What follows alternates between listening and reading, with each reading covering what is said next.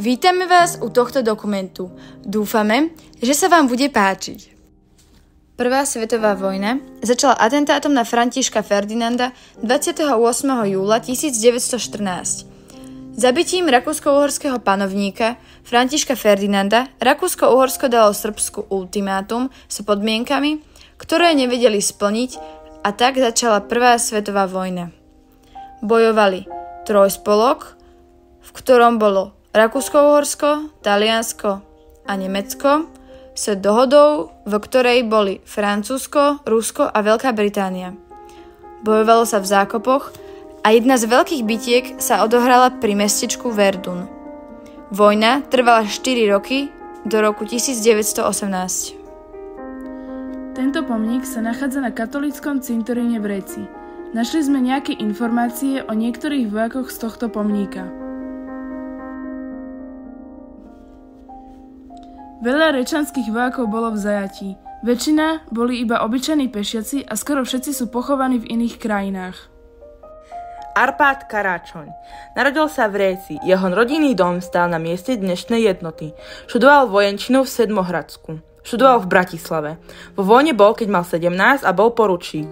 Bol v zajatí v Taliansku a dostal sa živý von. Pracoval na železniciach. Cez prvú aj druhú svetovú vojnu dával posielať vagóny uhlia do Réce. Boli šľachetná rodina. Prispieval k charite a pomáhal ľuďom. Šiel do koncentračného tábora Oránky. Bol v zajatí, kde boli z vojny vyšší postavení ľudia. Zomrel v druhej svetovej vojne v Rusku, v zajatí na Sibíri, na žalúdočné krvácanie. Titus Urbanovič.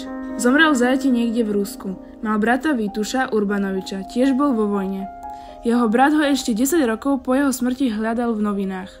Mal syna, ktorý zomrel v druhej svetovej vojne v ruskom zajatí na dystrofiu 3. stupňa. Jeho syn je pochovaný v Rusku v Tule. Géza Príkel bol vo funkcii kapitána. Jeho rodina pred stáročiami vlastnila Récu. Zomrel hneď na začiatku vojny na jeseň. Jánoš Karáčoň bol seržant ako dobrovoľník. Zomrel v Rusku v zajatí v meste Tomsk. Ďula Bečica bol desatník ako dobrovoľník. Zomrel v Rusku v zajatí v Charkove. V múzeu sme našli truhlicu a vojnovú šablu rečanského vojaka Štefana Šabu. Takisto sme našli portrét rečanského vojaka Jozefa Šitku. Toto je uniforma základného výstroja pešiaka 72. Dúfame, že sa vám tento dokument páčil a že ste sa naučili niečo nové o rečanských vojakoch z Prvej svetovej vojny.